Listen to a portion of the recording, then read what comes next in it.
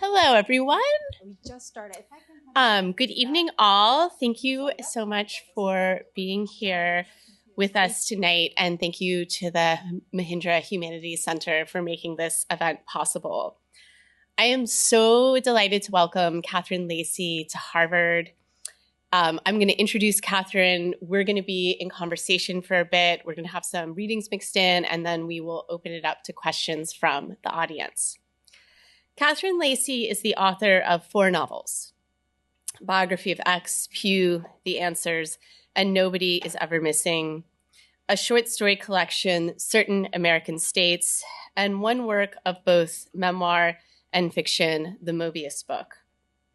Her honors include a Guggenheim Fellowship, a Whiting Award, a Cullman Fellowship, an O. Henry, the Young Lions Fiction Award, the Brooklyn Public Library Book Prize, and an award for the Lambda for lesbian fiction.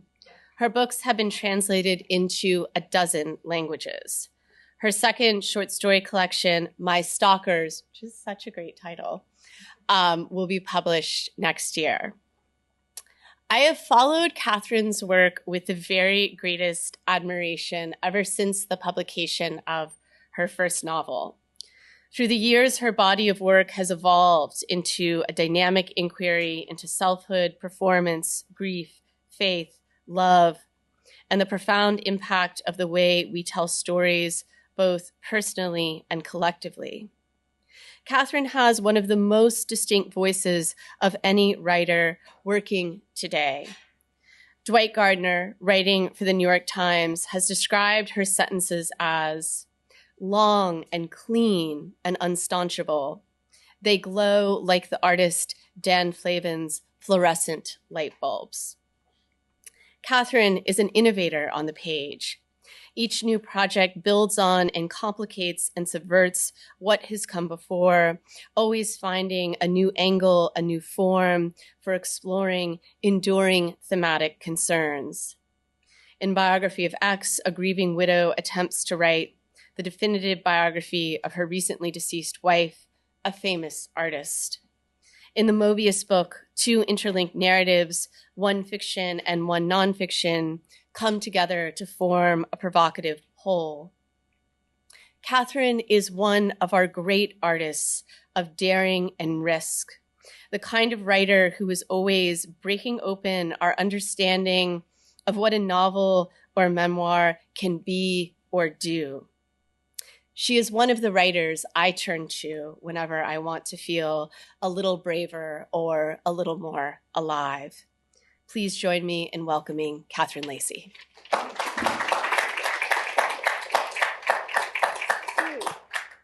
Thanks for coming. I don't know if this seems like it's on. Yeah, I think we're live. We're live. We're live. Thank you for that introduction. That was so kind. It was like the easiest thing to write. We've known each other for a really long time. Yeah. I think we met right before. I remember distinctly meeting you because I was already a huge fan. Like when I went to, we had the same publisher, and when I went to my publisher and my editors, the only ones that made an offer on my debut book. So it was the only meeting that I had, and they were doing the theater of like, they're trying to convince me to like go with them. I was like, I don't have any other options. And also I'm very happy to be here. And they gave me your books, or they gave me the Isle of Youth as like one of their like, look how we can make these beautiful books like this. And I read it and I was like obsessed. And then I felt like we're friends, and yeah, here we are. Here we are. I felt the same way when I read your debut novel. I want to dial back well before your debut novel was published. I taught recently in my workshop this semester this essay by a writer named Gabriel Lutz called "A Sentence is a Lonely Place," and it has one of the all-time great opening lines, which is, "I came to language only late and only peculiarly," and then we learn more about what that means. And so I wanted to kind of put that question to you. How did you come to language? What do you remember as being your first contact with the written word? You know, Laura emailed me this question, and I love that essay. I was actually I was at Columbia when Gabriel gave that lecture, but I couldn't get into the room because there were so many people in the room. I got there late. That's my little claim to fame. Like I almost heard Gary Olatz give that lecture. But I love that piece. And you gave me that prompt of, when did you come to language? And I thought, oh, I'm going to think about this. And now I just realized I did not. But maybe that's good because I think that what is immediately coming to mind is like I came to language religiously. Mm-hmm. I mean, the first book that I was obsessed with was the Bible, and sort of trying to discern its laws, its meanings, its stories, its metaphors, which is really sort of above the. I don't think it's something a 9-year-old should be doing, probably, but that's what I was doing, and. I mean, there were other really stupid books also, but that was the first one that really felt like this is language. This is like what it means to express a very important idea. Yeah, and I'm thinking. I mean, I confess I have not read the Bible very recently. I had tried to reread it, and I really couldn't do it. I was just like arguing with it the whole time. It like didn't. I was like. Just so angry. I couldn't, which is not how you want to read anything. So. Yeah. But I was thinking like, I do remember, I mean, when I went to Sunday school as a kid, like I remember the biblical stories from childhood. And first of all, like so much surrealism, mm-hmm. right? Totally. But also just thinking about this kind of like impenetrable narrative logic. And I mean, do you think not, in terms of the morality, I don't know. Do you think that you write about faith too, in some of your, I think of Pew, is circling those questions, like Möbius Book is circling those questions in an entirely different way. But do you think that there's anything sort of like aesthetically or any qualities from that early contact with literature that like made its way in or that you're arguing with, I think I'm on the page? Yeah. I mean, there's two levels of it because I do think the language is amazing. Like if you read the King James translation, it's like it's completely crazy in many parts, and if you get really nutty and start comparing translations as I did with Ecclesiastes a couple years ago, you really like can lose your mind, and it's really fun. And there's like there's so many different voices. And see, I'm like now remembering like I started with I just was like, you know what, let me just start with Genesis, and I tried to start with Genesis, and I just started to get super angry, and I was like, I can't read this. I'll just go to the New Testament. But then, like the New Testament was worse than I remembered it. Like there was a lot more like racist, sexist stuff in the New Testament that I was like, what? I remember the New Testament being kind of a relief, but it is a relief if you get all the way through the Old Testament. But where was it? I mean, there's the language level, which is it's hypnotic. Like there's a reason why this religion and these stories have lasted as long as they have, and it's not just because. Various Christian entities are very good at controlling people. It's also because the language of that book is particularly affecting. And the stories and the metaphors and the surrealism and whatever. The problem is if you try and assign, if you're trying to derive some sort of clear black and white message about how you're supposed to live your life, that's where things get really nutty. Yeah. And that's where I definitely got lost, and that's where I think a lot of my anger comes from, is that I feel like the community that I was living in really reduced a very complicated text into something that was deployable as a sort of means of control. But the other side of it is just like if you fully, if you fully buy into any kind of religion or system or, way of viewing the world, and then come to a point where that 100% does not work anymore. I don't know. I think that for me, it's like the longer I write, the more I think that rupture actually was like the only thing that has ever happened to me. Yeah. Yeah. And I think it's the only thing I'm kind of writing back against. Yeah. Because it feels so impossible. Absolutely. Yeah. Like it still feels impossible to me that I ever fully believed and that I lost it. Yeah. Yeah, for sure. But I mean, I'm glad I lost it. Yeah. Yeah. Like this side is way better. Yeah. Like, Yeah, and literature is like the anti-binary in some, just in terms of storytelling, and like the aim is the opposite of reducing it into a complex thing into a simple thing. Yeah, it can be. Hopefully, ideally, yes. Your literature certainly is. So I wanted to just stay on that question of style and language. I remember, so going back to your first novel, Nobody is Ever Missing. For those of you who've not had the pleasure reading this book, It concerns a woman who leaves her life and her marriage and hitchhikes around New Zealand. But it's also so much about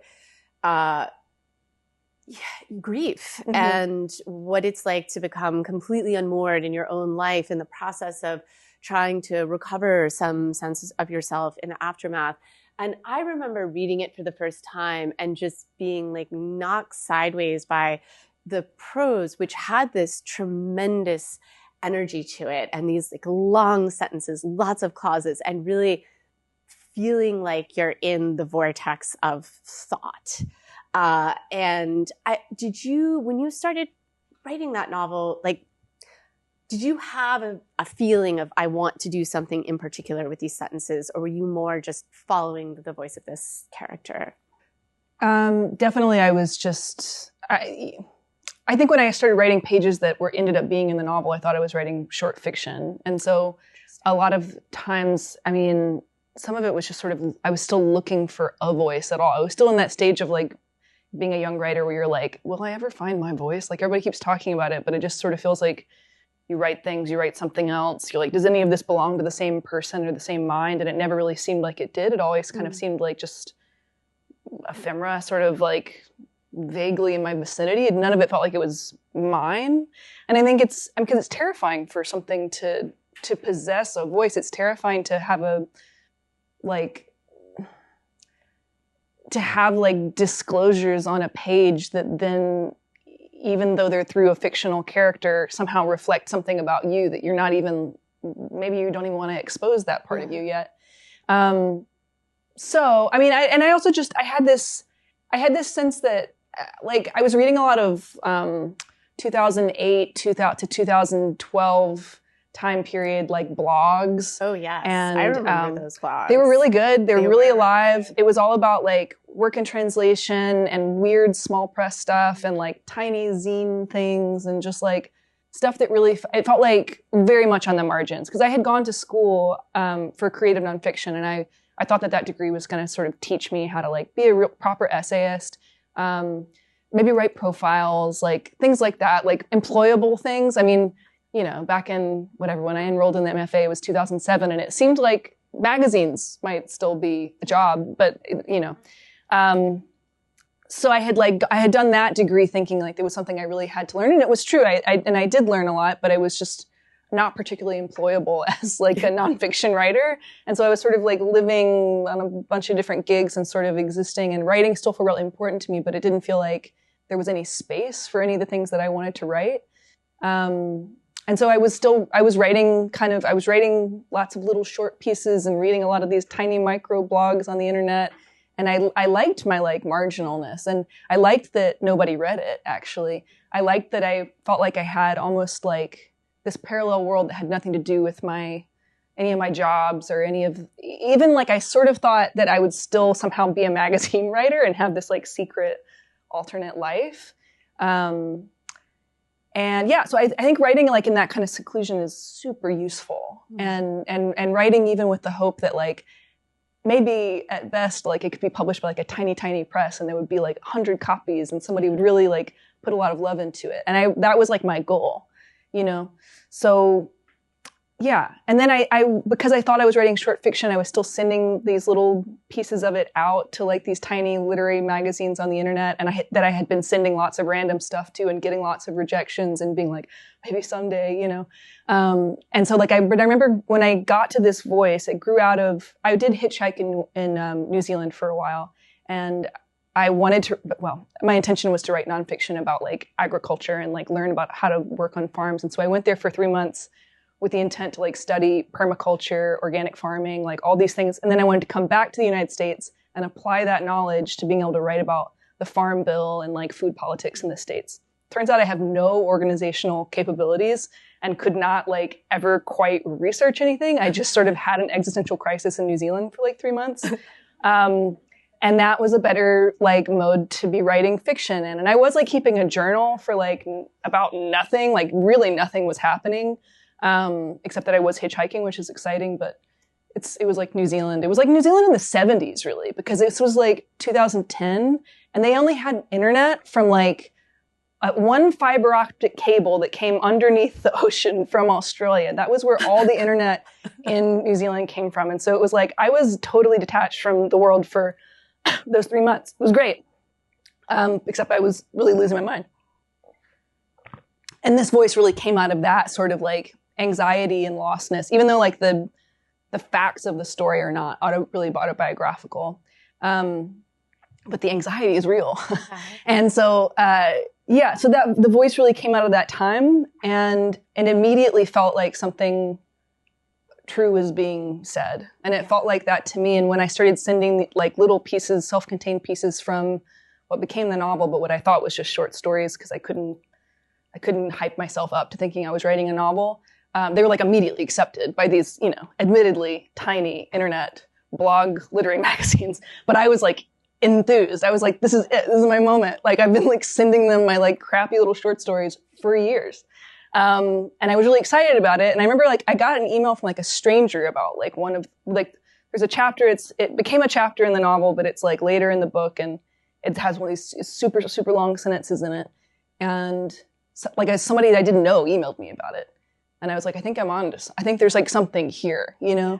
And so then I was like, okay, I got to stop sending these things out and like lock in and really figure out what this voice wants. Because there wasn't much of a story yet. It was just sort of these little anxious hitchhiking interactions was basically all there was. And the more I spent time with it, the more it did sort of start to reveal things that, like I remember at one point writing like just a lot at that time it was, to sit and write for a few hours, it was like difficult. Yeah. And you weren't sure I wasn't sure if I was doing it right or if it was going anywhere, what was I doing anyway? And I had bills to pay and I was totally broke and it was just like a very lost time.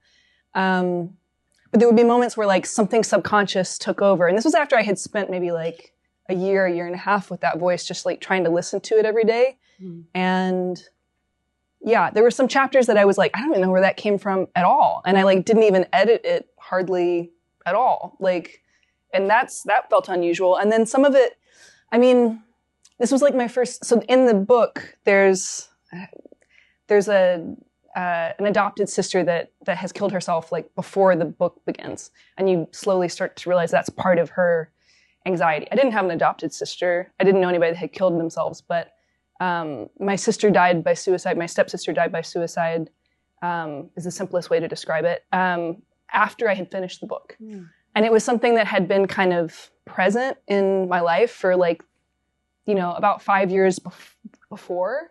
And it was like present in the family and it was something everybody knew but didn't want to know. Yeah. And I think those are the kinds of things that come out in fiction when you like, when a voice starts to feel like, well, this is me, but it's not me. And it does feel authentic, but I don't know where it's coming from. And like this chapter just sort of appeared and I don't really understand what it's about. Like, where did this character come from? It doesn't make sense. And yet it does make sense. I think that's generally like, that's where your secrets come out. And that's where like fiction writers end up having no secrets whatsoever. Or even if they're, not that story exactly is in the book, but the emotional truth of it very much is. But it was there before everything really unfolded. And I think I think I felt very strange that being the kind of my first novel and sort of having that, like, I don't know, sort of, it almost felt like a secret or like evil. I was almost like, did I make it happen, But then it's this creepier sort of subconscious relationship that the fiction writer has with the material of their life getting transformed into a million other things and coming out in different ways. And so that's continued to happen in less dramatic ways. Like, nobody else has killed themselves, so that's nice. Yeah. But y'all can laugh at that. It's funny. It's okay. It's almost, but it's, yeah. I mean, it's almost like that fictional voice can kind of look at the world with an honesty, right? Like a totally unsparing honesty, and the way that it's harder for the writer because it's like we have to live in that world, right? Like that's our family. We live with these people. We can't be as unsparing, right? But the fictional voice sort of must in some ways, and that's why it's like magnetic and thrilling and revelatory, and also, as you're saying, like kind of scary at times too. Yeah. And it's like formal concerns. I don't even, like, now that I think about it, I don't think I've ever like decided at the beginning of a book what the sentences should be like or something. I mean, you're just sort of hoping that a voice shows up that makes sense. Or like maybe you have a little bit of a premonition of like, I think this book needs more distance or more claustrophobia or whatever, but that doesn't even begin to describe exactly what syntax is doing because it's so much more complex and it's so much more in the body of the character. And I think has to reveal itself over time. I don't know. I don't think when I've had an agenda for like even a story or definitely a novel, the agenda is like the character like rejects it. Yeah. You know? That's so annoying when it happens. You're like, how dare you? I was one time in acupuncture and she put a needle here and, you know, you're lying there and it ejected. And I was like, where can I put this on my resume that like my body rejected a needle from acupuncture? But like, that's kind of where I feel like intentionality when I sit down to write fiction is like refused every single time from the situation. And it's like, I have to relax into it. And it takes time for a book, especially to unfold like over months and years for it to have its own intentionality and its own agenda. Yeah. Would you like to read a little bit from that first novel so we can hear some of those sentences and that beautiful energy? I'm just going to read the very first chapter, which is 2 pages long. There might be people in this world who can read minds against their will, and if that kind of person exists, I'm pretty sure my husband is one of them. I think this because of what happened the week I knew I'd be leaving soon, but he didn't know. I knew I needed to tell him this, but I couldn't imagine any possible way to get my mouth to make those words. And since my husband can unintentionally read minds, he drank a good deal more than usual that week. Jars of gin mostly, but tall beers from the deli too. He'd walk in sipping a can hidden in a paper bag, smile like it was a joke. I would laugh, he would laugh. Inside our laughing, we weren't really laughing. The morning I left, he got out of bed, got dressed, and left the room. I stayed cold awake under shut lids until I heard our front door close. I left the apartment at noon, wearing my backpack, and I felt so sick and absurd that I walked into a bar instead of the subway. I ordered a double bourbon, even though I don't usually drink like that, and the bartender asked me where I was from, and I said Germany, for no good reason, or maybe just so he wouldn't try to talk to me, or maybe because I needed to live in some other story for a half hour. I was a lone German woman, here to see the Statue of Liberty and the Square of Time and the Park of Central, not a woman taking a one-way flight to a country where she only knew one person who had only once extended an offer of his guest room, which, when she thought of it again, seemed to be the kind of invitation a person extends when they know it won't be taken, but it was too late now because I was taking it, and oh well, oh well, oh well. A man took the stool beside me, despite a long row of empties, ordered a cranberry and nothing. What's your trouble? He asked me. Tell me your trouble, baby. I looked back at him like I didn't have any trouble to tell, because that's my trouble, I thought, not knowing how to tell it. And this is why my favorite thing about airport security is how you can cry the whole way through and they'll only try to figure out whether or not you'll blow up. They'll still search you if they want to search you. They'll still try to detect metal on you. They'll still yell about laptops and liquids and gels and shoes, and no one will ask what's wrong because everything is already wrong. And they won't look twice at you because they're only paid to look once. And for this, sometimes some people are thankful. Yeah, thank you so much. It's so weird to read something you wrote long ago. Yeah. When's the last time you did that? I think I would have refused. I mean, Actually, people, if someone had asked me. Some people are doing psychedelics. Some people are just reading things from like 15 years ago. I had asked, and then a little later, I'm going to invite Catherine to read from a more recent book, but I had asked you if that was okay, and I was like, no worries if this freaks you out, but you were very game. I think I would have said no. I took like large doses of hallucinogens before I came. Amazing. I can't wait. I'm totally fine with this. Yeah, great. You're like, I'm on a cloud. No, actually, I'm like, I'm in a weird position right now because there's a filmmaker against all odds that suddenly decided he wants to make Nobody's Ever Missing into a film. And I was like, good luck. And like, also, what's in that book? Like, I suddenly was like, I need to actually go back and look at it again. See that as a movie. I could see I don't think I can, but I accept that he's going to try. Yeah. But I thought maybe I should read it again to be able to be more of a... Yeah, to be like, what happens? Yeah, like he started talking to me about it and I was like, oh yeah, I remember that. Well, I was interested in hearing and allowing the audience to hear sort of early work and then a later work, because I definitely think of you as a writer with a very distinctive style, as I said in my introduction. Like, I feel like if someone handed me a sheet of sentences and was like, fine. AI or Catherine Lacey, you'd be like... Yeah, or just like other writers and Catherine Lacey. I refuse to even... No, I know. Entertain I'm sorry I mentioned it. It always comes up in every book event you do all the time now, and I personally hate it, and then now I've become the enemy. Sorry. Yeah, I feel like I could find your sentences, even though, but at the same time, I think there's also been like such an interesting evolution from book to book. Like each, there are these thematic kind of questions that come up again and again in your books, but you're always finding a different kind of canvas to work on, a different container, a different form. And I think that's one of the things that I admire the most about you as a writer, where it's like there's just this sort of a transformation from book to book. And yet at the same time, there's this conversation that's happening across all the books. I don't know if you feel that way, but that's sort of like from the outside. Every writer thinks that like every single book they've ever done has been totally, totally different from the other ones, and then, I don't know, the older you get, the more you realize you can't escape yourself. You're in all of them in one way or another. But I think what happens is that I think the further I've gotten into writing books, the more like the kind of constraint of the book at the beginning ends up sort of determining like what the voice should be. Yeah. Or that's what I think. And so like for me, like the manicness of this book is like just there's no other way to get that character across. Yeah. She's alone all the time and it's just like we're in her head. So there was no other way. And also, it almost seemed like a system. Like I was sort of writing all these little hitchhike episodes of like different people from different characters and different points of view and stuff for a while. But then eventually it was like, well, this voice was the only like urgent one that like when I plugged into it, I could just like write. It was like being lucid in a dream or something. You can suddenly just like move around in a space that feels like it's yours, but it doesn't belong to you.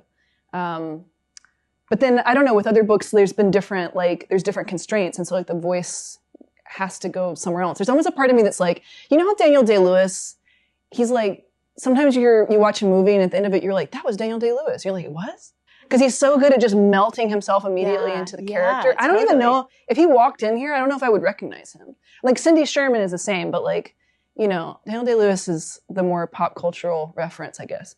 I kind of want to be that kind of writer where it's like, I would be undetectable. But then I always kind of find it comforting when like, you or like my editor or something tells me that they can always recognize my sentences. It's like, oh, I'm like, I don't know, I'm always there. Yeah. Like there's something kind of sweet about like not being able to like escape yourself in that way. Yeah. There's like a sensibility even in these very different contexts. And I'm wondering, your second novel, The Answers, works on like a really different kind of campus. It's this woman, Mary Parsons, who gets involved with this actor, Kurt Skye, and becomes part of this thing called the Girlfriend Experiment. Ex-Girlfriend Experiment, right? Experiment, yeah. The Experience is, what's his name's movie? Yes, the Girlfriend Experiment. And there are all these different girlfriends, like the maternal girlfriend and the anger girlfriend and the emotional girlfriend. And that's one thread, but it's a bigger canvas in some ways, just structurally. There are multiple kind of plots happening concurrently. There are multiple, POVs. And talk to us about sort of the journey from book one to book two and what it was like to kind of work in that, like just more capacious space.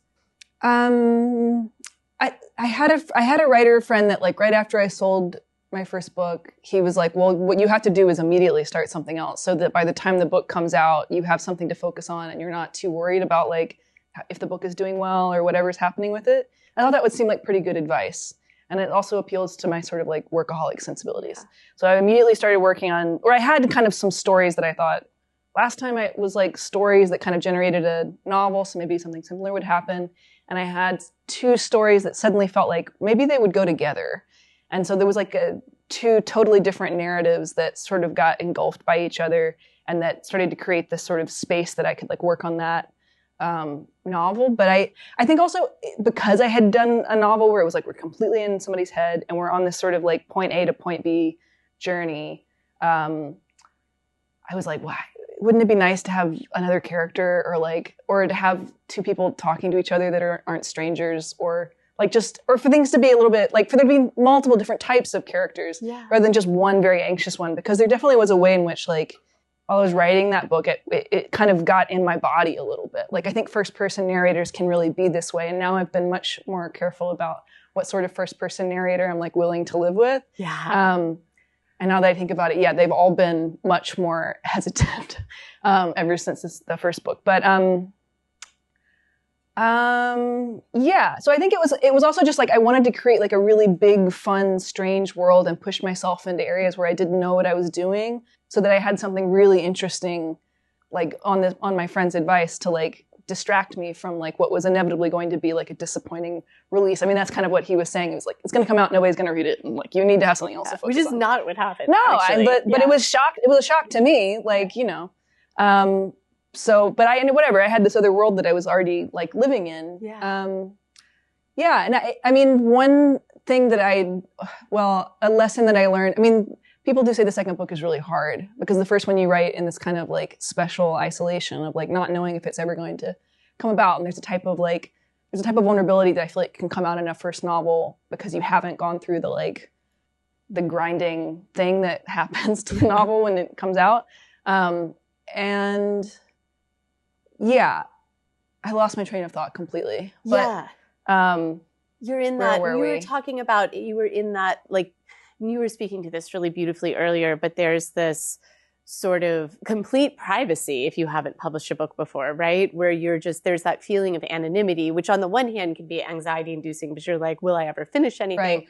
Will anyone ever read this? But also it can be this kind of protective space where you can be raw and vulnerable and you don't have a sense of like consequence. Right. Yeah. So like I wanted to start the second one with some of that energy because it felt like that's an unlimited resource and this is like the last time you could get it. So I did start it there, but then unfortunately I made lots of decisions.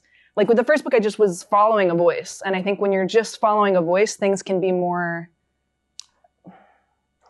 you can't lead yourself astray as much as if you're just staying with one character and sort of going through a world, whatever. But I had these big ideas where I'm like, okay, we're going to start in first person and then we're going to go into this collective third person, which was just something that like, there's a Faulkner short story called A Rose for Emily that I heard when I was like a book on tape in my father's van when I was a kid. And it was like in my head and it's narrated by the townspeople. And I thought this was like such a clever device. And then I had seen a couple of other like Joshua Ferris has I think Then We Came to an End is like narrated by a collective narrator. And I was just like entranced by the idea. Oh, and The Virgin Suicides. Those are like a few of them that I was like, what a cool thing.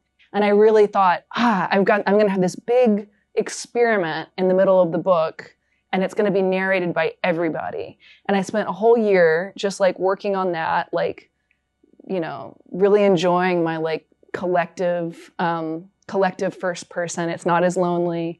And then it was like, you know, there was a little bit of first person in the beginning, a little bit of first person at the end, but like the main part of it was like this collective first person.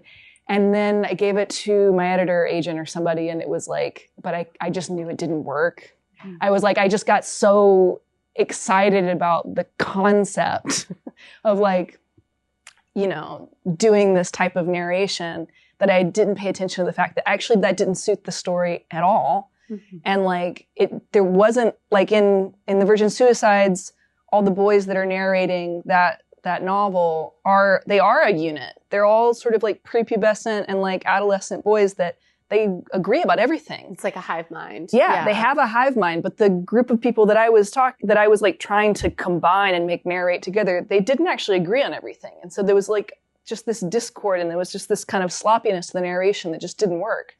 And so my rude awakening was like, you actually have to go back and find a voice to tell this story from. You don't get to just like say, oh, it's a collective third person, and just plug away at it. It's like, that has to be something. That has to have, like, you know, in the Faulkner story too, like, it has a body. Like, that voice, it has a syntax that is urgent and is unified, you know? So, yeah. Yeah, and this kind of connects back to what you were saying earlier about the danger of being overly intentional, and that it was one of those things where it was like, maybe you were in a place where you hadn't actually seen the needle fly from your body. Like, it wasn't there, and I had just been like, I'm at acupuncture. Yeah, and it's like, no, you're not anymore. The book had like actually rejected that sort of conceit. Yeah. Yeah. It's an admonitory tale. I'm really interested in what you were saying about the kind of first person that you were like, will allow yourself to live with for a period of time, because this sort of brings us up to your most recent novel, Biography of X, and this narrator who's so memorable and potent and hypnotic in a completely different way, is a widow who is writing the biography attempting to write the biography of her wife, who's a very famous artist who has died. And I also kind of wanted to circle back about, you had mentioned earlier that you got your MFA in nonfiction and you would originally wanted to be a journalist. And you can, I feel like, kind of see maybe elements of that early interest and that early training. This is a novel that combines, you know, it's a novel. It also includes an alternate history of America, specifically, all of America and like the American South. It combines, they're real people, even if they don't always appear in the timeline in which we associate them with.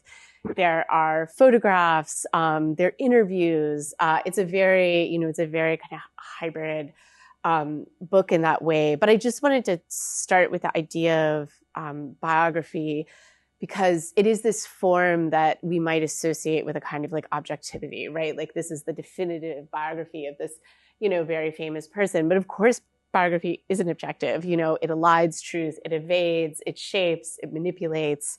Can you tell us a little bit about what magnetized you toward that form?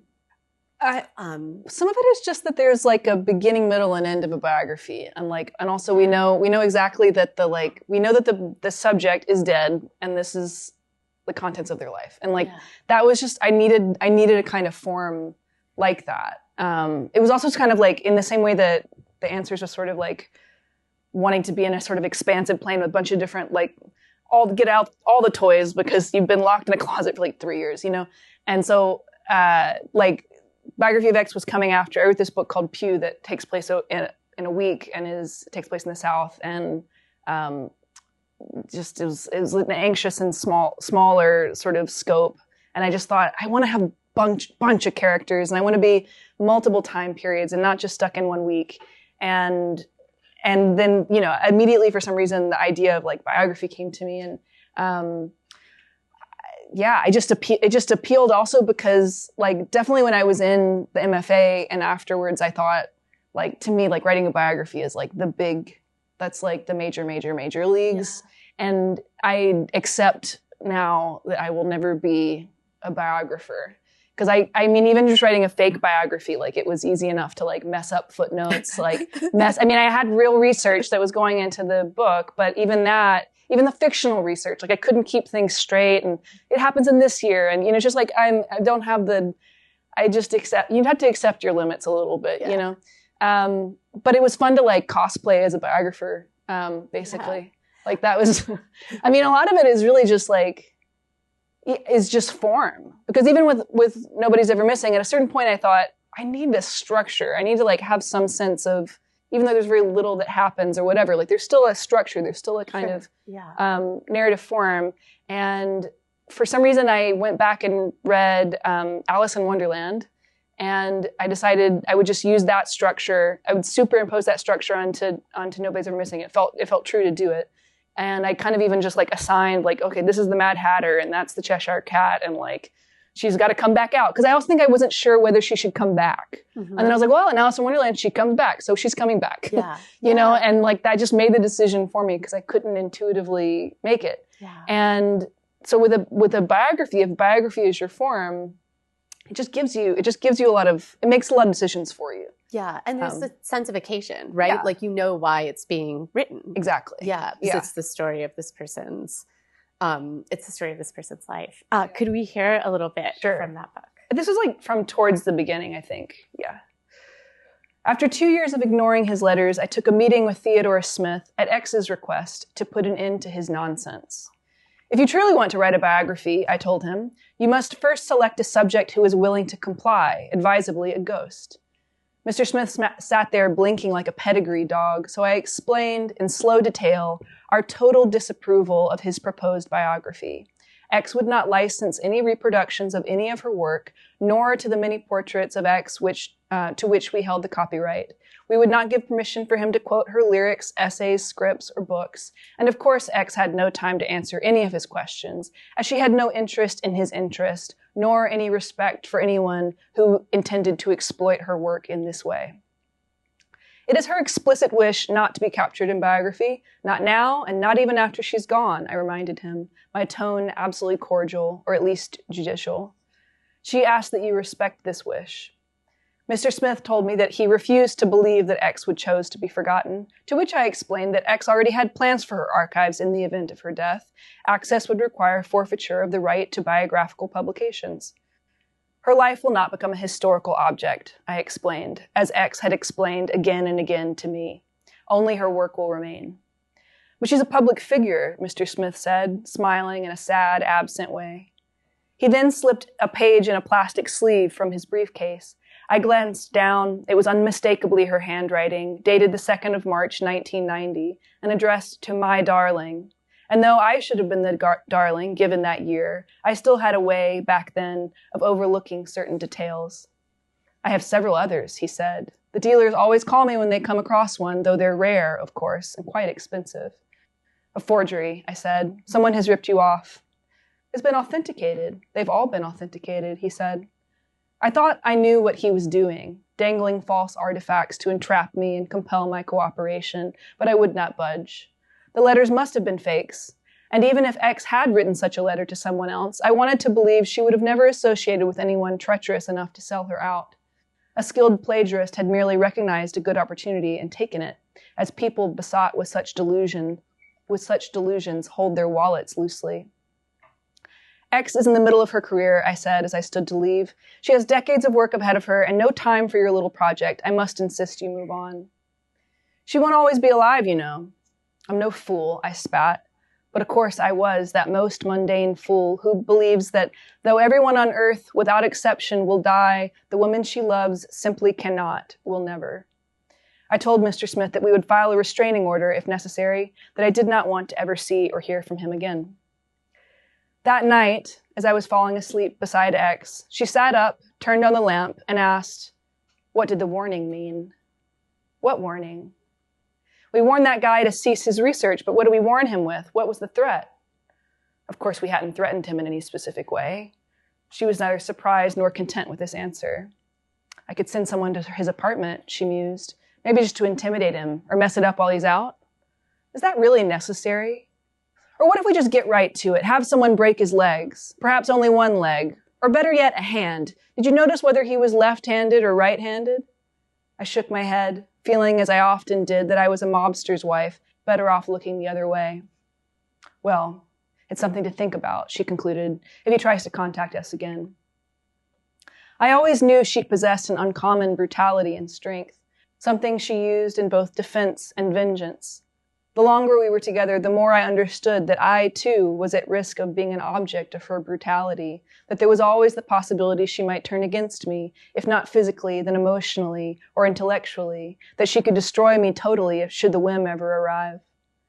Perhaps I am the sort of person who needs to feel some measure of fear in order to love someone.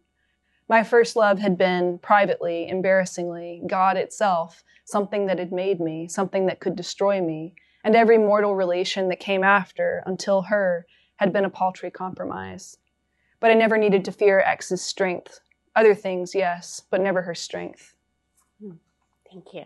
Thanks. I love that voice so much. It's so, like, in a totally different way than, of course, the narrator in Nobody Is Ever Missing. I mean, this character is also in a very combustible, emotional state, but it's like, I feel like it's like a forest fire under like a sheet of ice, you know? Right. It's so controlled. Yeah, it's a different type of grief. Yeah, really, it's a different type of grief. Yeah. And it was kind of strangely like the last thing that sort of made sense about the book. I mean, I spent so much time doing research and sort of piecing together this person's life and sort of deciding, oh, she's a mix of this artist and that musician and this writer and this time period and that time period, and trying to figure out the like, there's a big historical rewrite that I don't want to get into it, but it's complicated. And I like rewrote American history in order basically for like a woman in the 60s, 70s, and 80s to have the kind of power that she did and for it not to be questioned. And it was really just for that. So, but because of that, the original draft of the book, I gave to my agent, who I trust very much, in March of 2020. And I was like, I'm done with this book, thinking like, I'm going to have like a fun summer now because I'm like totally finished this book. And I gave it to her and she was like, you know, the problem with this book is that it's really boring. Because like, I love her. She's like she's very clear with me. And she was like, and I realized basically what had happened was when you read a biography, you're already interested in the subject. You already want to know about Oscar Wilde's life. And so the reader, you have this sort of inertia already towards the subject. And you will read, you don't understand it, but like there's many pages in a biography that are boring, but they hold your attention because you just need to know everything about this person's life that you can possibly know. And this was not so. I think I had spent so much time in the research and sort of constructing the world that was going to exist that I had failed to acknowledge that this was not actually a real person. And I had written the biography as if we all agreed this was somebody that we wanted to know about. And that was a mistake. And that was like the fundamental mistake. She was like, you know, she's like, the story itself is interesting. It's just the way that nobody's there. Like the biographer needs to be more present. Like obviously she's telling it for a reason. And so that's why this section was something I wrote after that conversation. Because for like a week I was distraught, and then the pandemic was happening and I was like, what am I going to do? And canceling everything. You know, you remember that moment, whatever. It was not a great time to get additional bad news. But then it turned out it was actually a very good time to rewrite a book because what else were you going to do?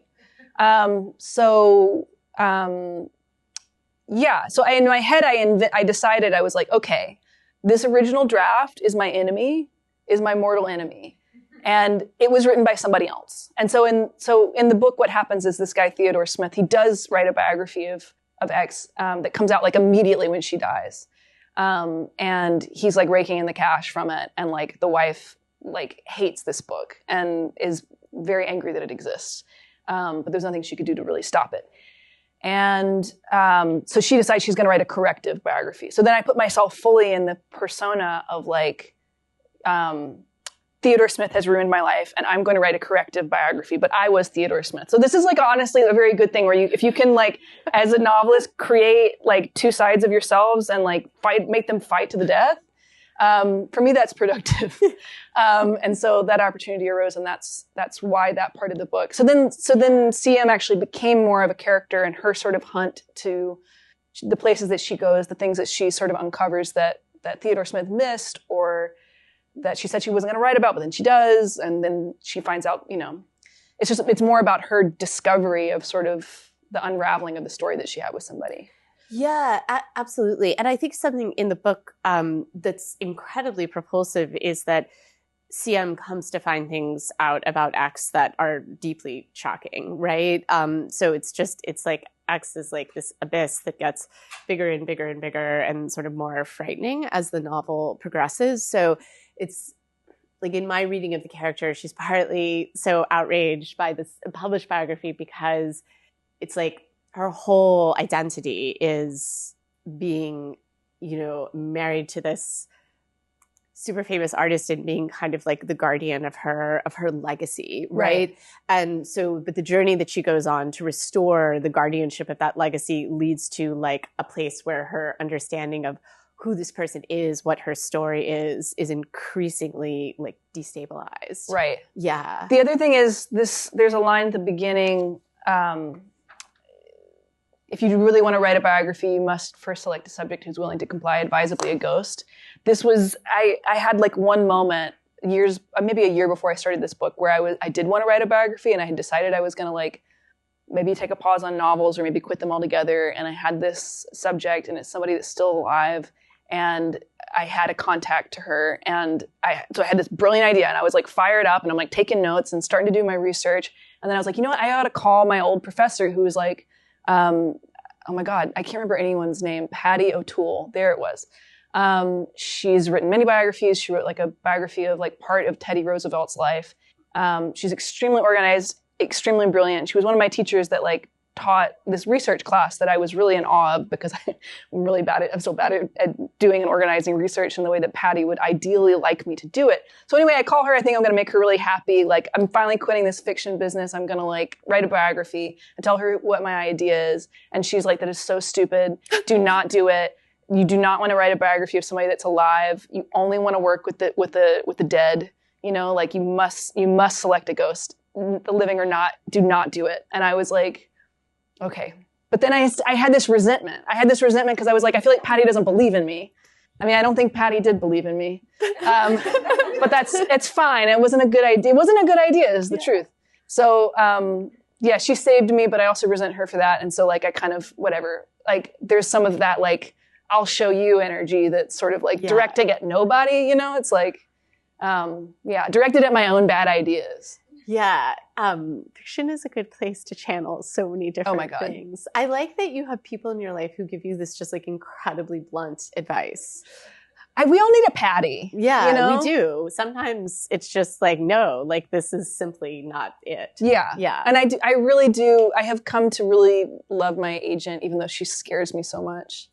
Or probably because she scares me, you know? But she has steered me. She's like stopped me from, because you know, like, or at least for me, I sometimes, especially when I was younger and I couldn't really see my own work very clearly, I would send her things thinking like, I think I wrote something great. And she'd be like, it's not really that good, actually. And this was the kind of encouragement that I needed, which was like, just because you wrote it, just because it works, doesn't mean it's good. Yeah. Like, good is something else. It has to have its own kind of like thingness. Yeah. And you can be a very good writer and write good things all the time that aren't good. Yeah. You know? And that's a nice lesson too, because then it's like, just relax. Like, sometimes it's not that great. Yeah. So, I have a million more questions I would love to have. It's like, I want to ask you about the new book. I want to ask you a Möbius book.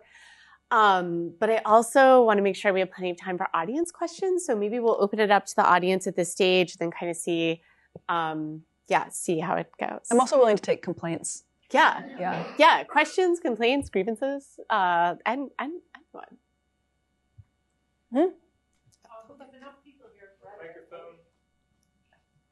For posterity, the microphone? Because I can hear her. No, I can hear you. It's okay. No, I was just wondering if enough people here had read the short story you had in the New Yorker recently. I'd love to hear you talk about it, but only if you want to. I thought it was really something. Oh, thanks. I appreciate it. Has everybody done the reading? I don't think enough people did the reading. Just a couple weeks ago. It was. I was talking to Laura actually about it earlier. It was a thing that was half done on my laptop for about like 3 years. And really all I had was Bruce, this nurse who like takes care of this, he like helps this woman that's passed out on an airplane. Except earlier Bruce, he was in a different context. But I had the character of Bruce and I could see him and feel him and hear him. And then I had a man carrying a bunny down that's not even an important detail in the story. But I was like, this story needs a man carrying a bunny down the street. I don't know why, but it needs that. And then I had like this kind of sense of this sort of father-daughter relationship that's sort of happening off stage.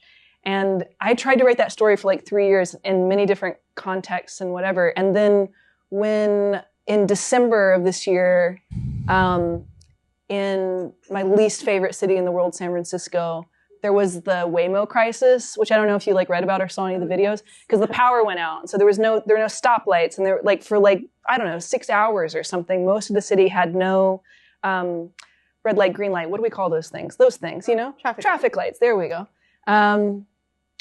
It didn't have those. So all the Waymos were just like, what do we do? And they just like had their brights on and they were parked everywhere and people were just abandoning the Waymos and like having to walk places and interact with each other in the street. And it was like, you know, really seeing your enemy like suffer. And so I like watched all these videos from afar because I really hate the Waymos and I hate so many things about San Francisco. And I really wanted to have a story where I could like air those grievances. That's not just like an op-ed, but that would be fun. Like an op-ed, San Francisco's bad. But that's mean. That's mean. A lot of people I really love live there, so it's complicated and whatever. So it's sort of about this complicated state of whatever. But the story only came together when I saw the Waymo crisis happen. And suddenly I was like, I know everything else that can happen. And it like adjusted the narrative and it made everything start happening. Yeah. But thank you. Thanks for reading it. I feel grievance and revenge are underrated motives for writing. They're very highly rated in my fiction. home. Yeah, I agree. Yeah, but people don't talk about that enough. But I mean, that's like great fuel. I agree. Yeah, especially if it can be internal or you know, punching up like at San Francisco. Yeah, you know, absolutely. Any other questions? Yeah. One up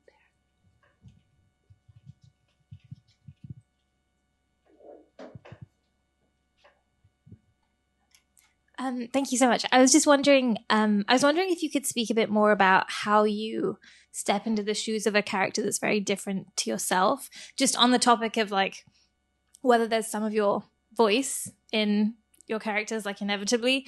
I'm curious how you approach, you know, characters that are just very different.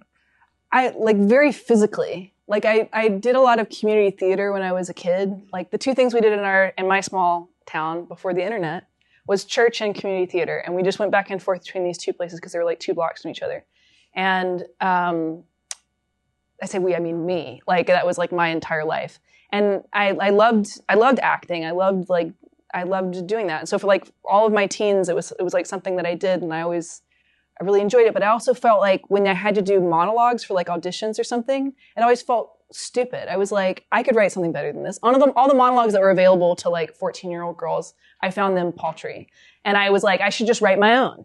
And they were always like, yeah, that's not really how an audition works. You have to like, you know, perform somebody else's work. So I was like, okay, fine. But like, I think that resentment, that grievance was still there. And I was like, it just feels like it just makes more sense for acting to like, it's like right there is like this sort of being the actor, really acting the thing rather than performing, you know? So, I think the one thing that like writing my first book taught me was like, with the first person voice, and even sometimes, you know, like even the dialogue here or something, there's like a body, there's a posture, there's a syntax, there's a person behind a voice. And as much as I could get into like, what does it physically feel like to be CM or Theodore or whatever? How would they walk across a room? How are they sitting in their chair? What's the blocking of this whole scene? Like how much, like not visualizing it from, like I think what happens a lot with a lot of younger writers, especially now that have like watched too much TV and film and whatever, is like everything becomes cinematic. Everything becomes what fits into the frame.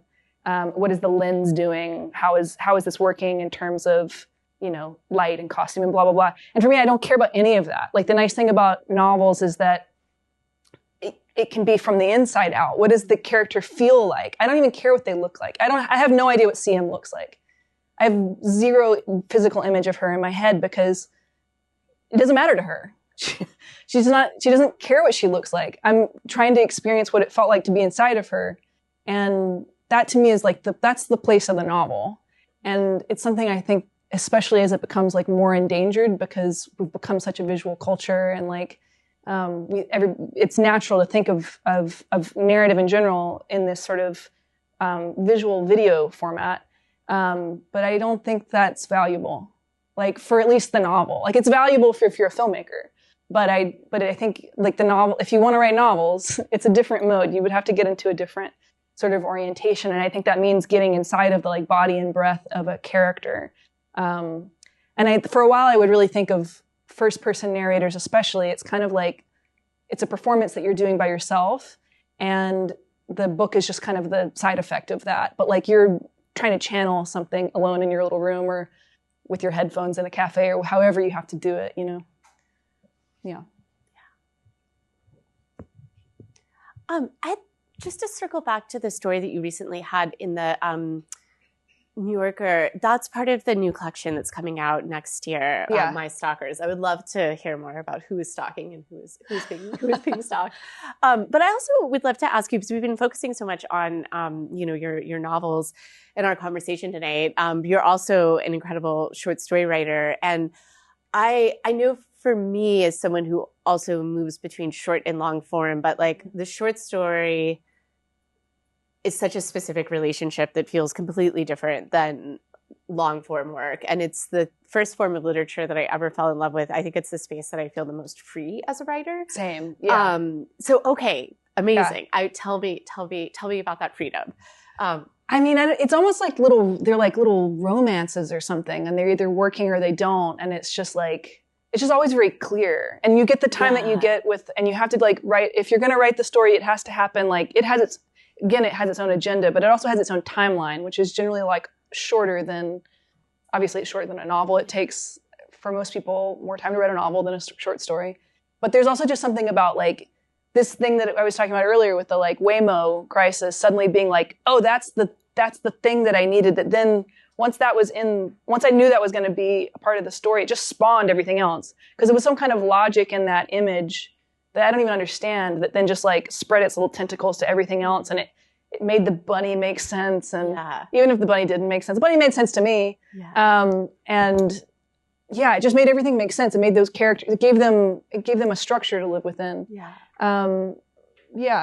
And I don't know. I mean, like when I hear poets talk about writing poems, I mean, like, this is like, you know, when you hear flowers talk about being flowers or something, when you hear them talk about poems, it's like something, it's like happens to them. Mm-hmm. You know, and I think that the story is the closest I can get to like something happening. Sometimes I can have my like little bit of like, I think something's supposed to happen between these two things, but then I won't have the rest of the information for a while. But generally, like once it really starts happening, it's a quick process. And it's like all I can think about for like a week or 2 or 3 weeks or however long it takes. But and it's also a little bit of a relief from like the like long journey, the kind of marathon of novel writing. I generally like to be able to like have a little break, write a story, get a sense of completion. Remember that you can complete things, even though like with novels, it's just like most of the time you're just like, I can't believe I haven't completed this yet.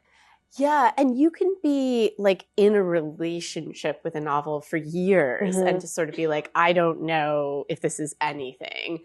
And yet I feel I have committed myself to this relationship, where I do think it's true with stories where I feel the same way, where there is a clarity where you know pretty early on, like, yes, no, there's something here, there's something not here. I think also every time I finish a story, I've been like, that might be the last one I ever have.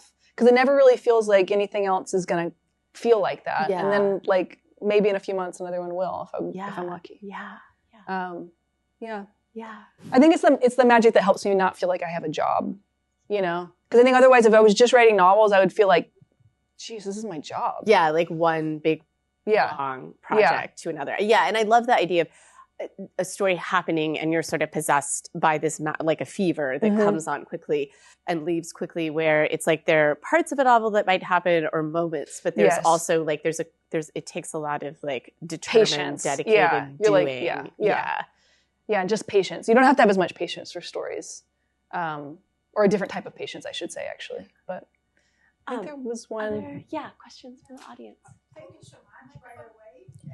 Brilliant tensions with your different kind of writing. Thank you. So, I mean, I heard you saying that, you know, for you, like the novel writing is a long-term kind of discovery, but also tension. I like the fact that you set it up, different parts of yourself fighting with each other. I think that's lovely.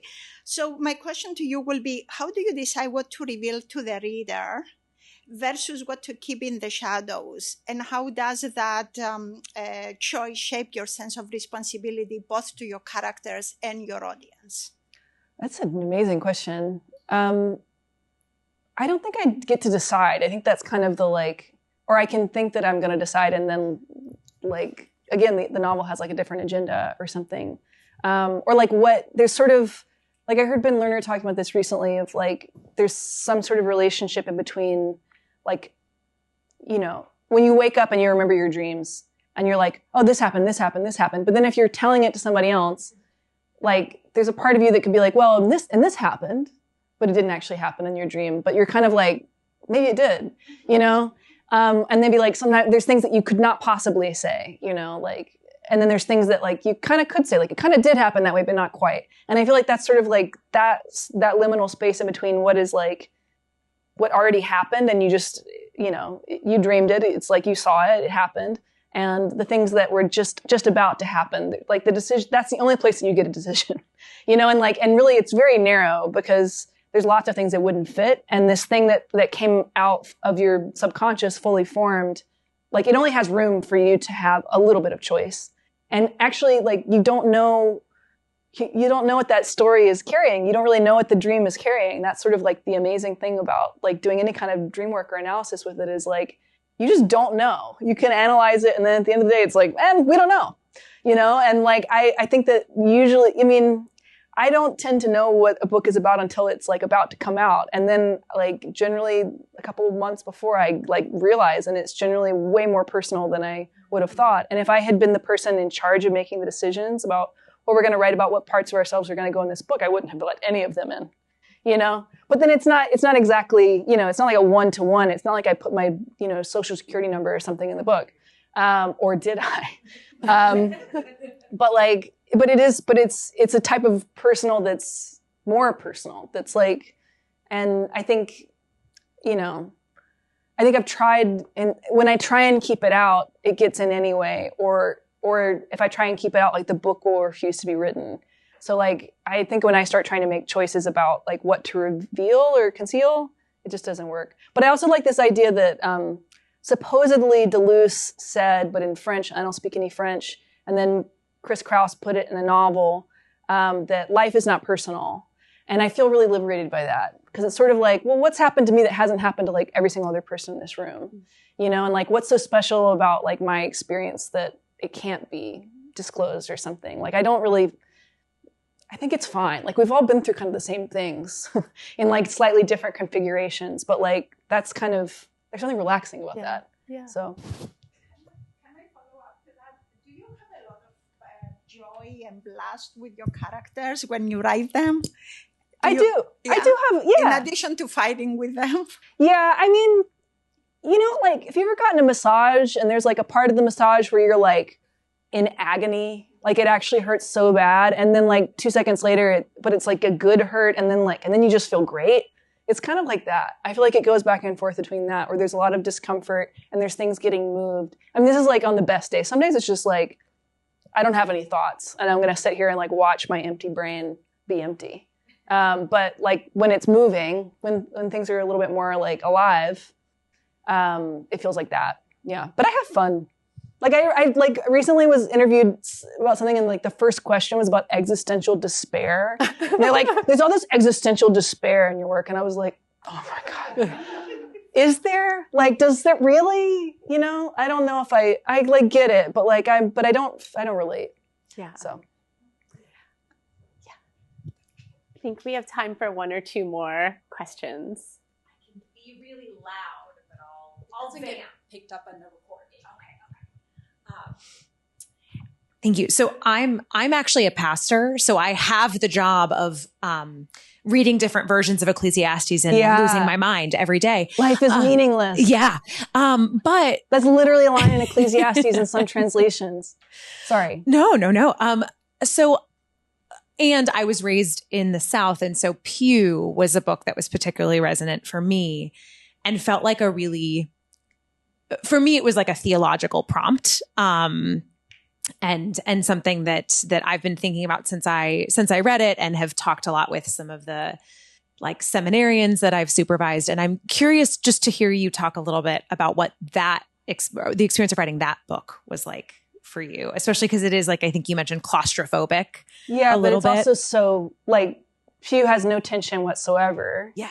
Because this is a character that just has no memory, no real identity, because everybody in this community sees something different, and they just sort of show up in this community and they don't really know how they got there, and everybody sees something different. Some people see like a young Black man, some people see like a Mexican girl or like an adult. Like nobody can agree about the age, gender, race, or anything because everyone just sees something different. But they're human, and it's just inside the head of that character. And it was something like, I remember like exactly like I was sitting in this cafe one evening and I did not have any idea for what I was going to write. And then all of a sudden it was like fully formed. It was like the situation completely arrived and it was like, you'll take place over 1 week and it's set in the South, go. And it was just like, okay. And then I like literally tried to start writing it. And the voice is very resistant to being written because it's unclear what's happening with the body. And so the longer that I spent, I would like try and write as much as I could of Pew, like kind of all in one go. Like I was trying to just like be not myself and like get as far away from myself and even get as far away from having a body. Like it was really trying to get somewhere else and write from that place because it felt like that's where the narrative voice would be if I had no memory, if a person had no memory. And totally calm. Calm is a really hard voice to write, I found. Like anxious, actually, maybe just for me, but like anxious is a lot easier to write. There's momentum, there's energy, it moves, pages fill up. You can, edit and choose whatever later. But like calm is really, how do you do that? So it was a strange process. And there was a kind of like, I wrote a whole draft of it and then I went back and read it and only like the first 10 pages seemed honest and the rest of it just seemed like you were just filling up space. Because you don't know what you're doing. And so I was like, okay, well, we'll cut everything back down to these 10 pages and I'll try and start there. And then I did another draft and then I came back to it and it was like, okay, now we got 30 pages. But like the rest of this is just like, I don't know, some of it's kind of useful, whatever. And it was sort of, eventually the structure and everything sort of revealed itself. But it was a very different process. I was used to just kind of waking up every day and sort of slowly discovering something and getting a few words out and, sometimes whatever. But this was sort of like, it just felt like a different experience. And it was and eventually like once I had the voice and once it was like, I knew what was happening, it was very meditative and it was calming. But I really wanted the book I think that was the only time I really did have a kind of, at some point early in the process, like a real intentionality, which was I wanted the book to be like a structure, a space or a room that you could think about this question of like, what is a community supposed to do with someone that has no obvious tether to it and doesn't belong in any category necessarily and is a stranger? What does a community owe a stranger? If I had thought a little bit longer, maybe I would have given it a more interesting title. But like Pew is what the character ends up being called, and so that's why it's called that. I think we have time for probably one more question, if anyone has one. Oh, I think right there.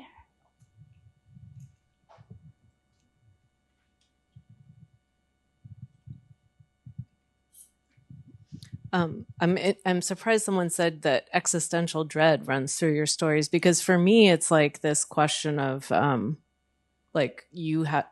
as a reader, I feel like I often have to decide what is going on here, like what is true. And so, and that's why I like your work so much. However, I've really struggled with the Möbius Book. Yeah, I think so. I don't know if we pronounce the umlaut or not in English. I struggled with the choice of how to start. Yeah. How to start. And then when it's over. And so as much as I like the element of making decisions, that was, and I wondered, well, I won't do that to you again. Well, thank you. But I wondered how you came to that. And then also, I was just going to like throw it up and see how it fell. But the book I got was signed. And so did you start on that side or the other? That side. Okay. But I was wondering, given the non, I don't know how you describe it, but did you have an intention behind it, or did you? Yeah. I mean, I did not expect to write a memoir, which is like half of what that book is. And original differently titled draft, differently structured, everything of it was just going to be just nonfiction. And I was but I felt there was just a part of me that felt a little bit undone by it. And it was kind of strange because my agent loved it and she usually doesn't.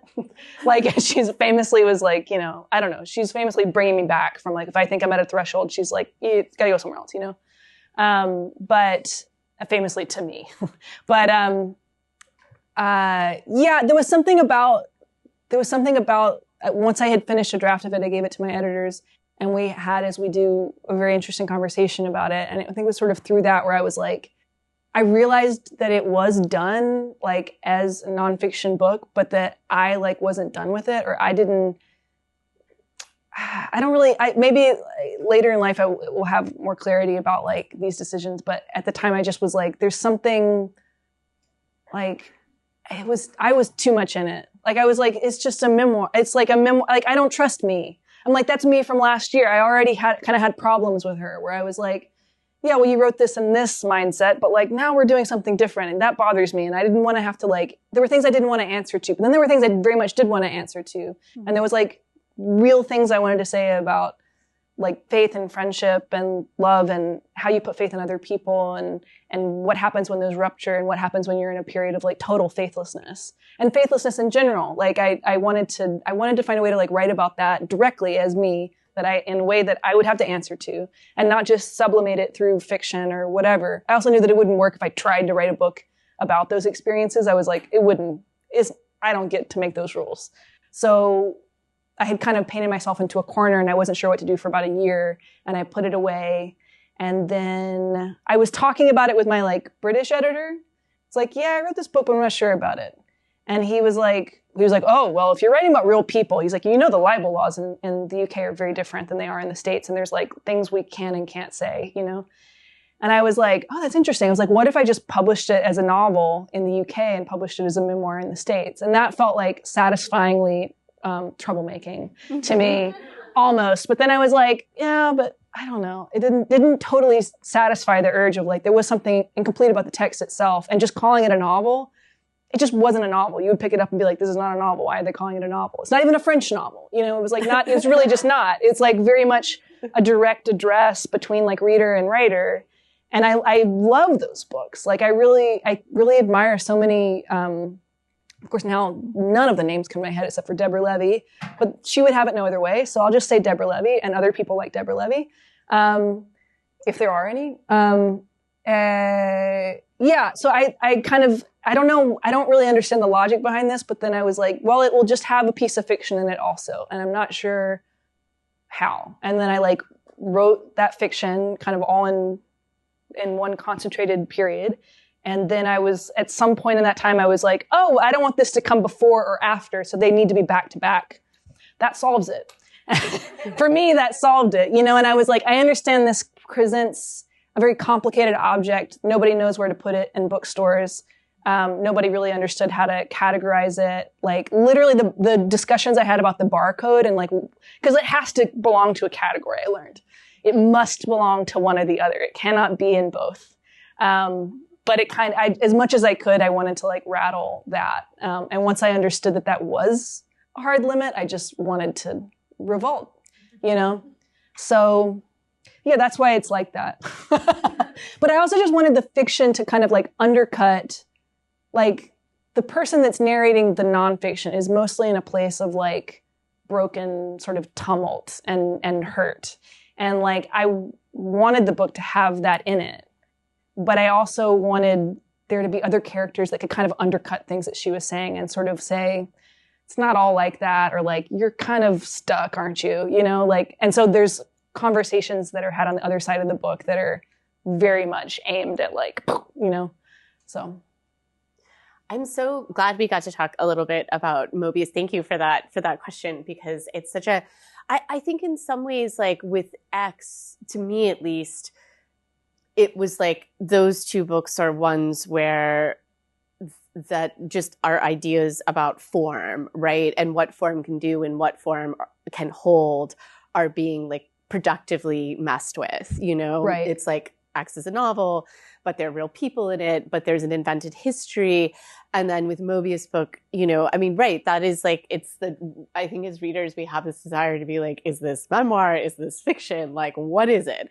And I think what you did by having one half be, a novella and one half a work of memoir is that you created a form that can hold those questions of like, what is a memoir? What is a novel? What happens when these two forms, collide and mirror and also depart from one another, without like the book attempting to really answer it. But I love that about the project, the way the form holds those questions. Yeah. Yeah. Thank you. Thank you for enjoying the ambiguity. I think I just, in general, maybe it's also kind of post-Christian thing, or the post-type of Christianity that I grew up with, I should qualify, is like, I can't really stomach when things have already been pre-sorted and pre-solved and somebody's telling me how things should be. I can't really tolerate it in any fashion whatsoever. So you get two-sided books and biographies that are trying to be novels, and I love being productively confused. Thank you. It's better than being unproductively confused, which I am often. I am 97% of the day. So we are at time. Thank you all so much. Thanks for coming. Catherine. I appreciate it.